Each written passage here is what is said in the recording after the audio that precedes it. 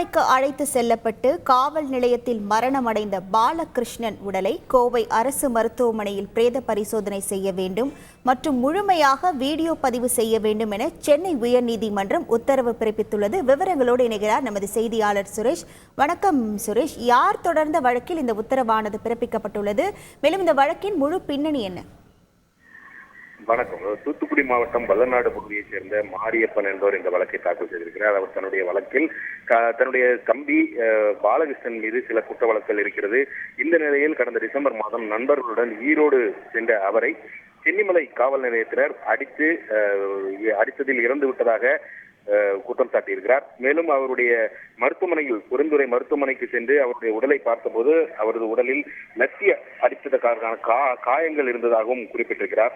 மருத்துவமனையுடைய நிர்வாகத்திடம் இது சம்பந்தமாக கேட்டபோது எந்த தகவலும் அவர்கள் தெரிவிக்கவில்லை என்றும், அவரது நண்பர்களிடம் விசாரித்த போது டாஸ்மாகில் மதுபானம் அறிந்து கொண்டிருந்த போது ஈரோடு காவல் கண்காணிப்பாளர் மற்றும் பெருந்துறை டிஎஸ்பியின் தனிப்படை காவல்துறையினர் பாவருக்குள் நுழைந்து தன்னுடைய தம்பியை ஏற்றிக்கொண்டு ரகசிய இடத்திற்கு அழைத்து சென்று தாக்கியதாகவும் அதன் காரணமாக அவர் மரணம் அடைந்ததாகவும் மனுவில் தெரிவித்திருக்கிறார். மேலும் அந்த பாருக்குள் வைக்கப்பட்டுள்ள அந்த கண்காணிப்பு கேமரா காட்சிகளை பாதுகாக்க உத்தரவிட வேண்டும் என்றும், பிரேத பரிசோதனையை வேறு அரசு மருத்துவமனையில் நடத்தி அதனை வீடியோ பதிவு செய்ய வேண்டும், இந்த சம்பவம் தொடர்பாக நியாயமான விசாரணை நடத்த உத்தரவிட வேண்டும் என்றும் அந்த மனுவில் அவர் கோரிக்கை விடுத்திருந்தார்.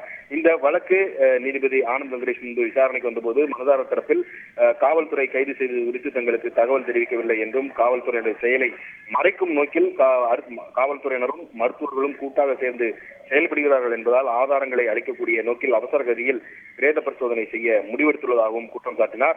இதையடுத்து நீதிபதி ஆனந்த் வெங்கடேஷ் பிறப்பித்த உத்தரவில் பாலகிருஷ்ணனுடைய உடலை உடனடியாக கோவை அரசு மருத்துவமனைக்கு கொண்டு சென்று அங்கு அந்த கல்லூரியினுடைய மருத்துவக் கல்லூரியுடைய முதல்வர் மற்றும் மேஜிஸ்ட்ரேட் மேற்பார்வையில் பிரேத பரிசோதனை செய்ய வேண்டும் என்றும் உத்தரவிட்டிருக்கிறார். இந்த பிரேத பரிசோதனை முழுவதையும் வீடியோ பதிவு செய்ய வேண்டும் என்றும், மரணம் தொடர்பான விசாரணை முறையாக நடத்த வேண்டும் என்றும் உத்தரவிட்டு இந்த வழக்கை முடித்து வைத்திருக்கிறார். உங்கள் முழு விவரங்களுக்கு நன்றி சுரேஷ். செய்திகளை உடனுக்குடன் தெரிந்து கொள்ள உடனே சப்ஸ்கிரைப் பண்ணுங்க.